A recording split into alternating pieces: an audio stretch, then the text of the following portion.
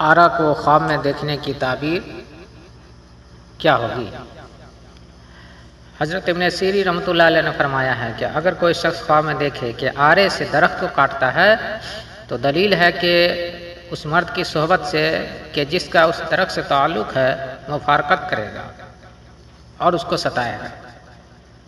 اور اگر دیکھے کہ اپنے لڑکے یا بھائی یا بہن کو آرے سے چیر کر 2 ٹکڑے کر دیا ہے تو دلیل ہے کہ اس جیسا اس کے اور فرزند یا بھائی یا بہن آئے گی۔ حضرت کرمانی رحمۃ اللہ علیہ نے فرمایا ہے کہ اگر کوئی شخص خواب میں دیکھے کہ اسے آڑا ملا یا خود خریدا یا کسی نے اس کو دیا ہے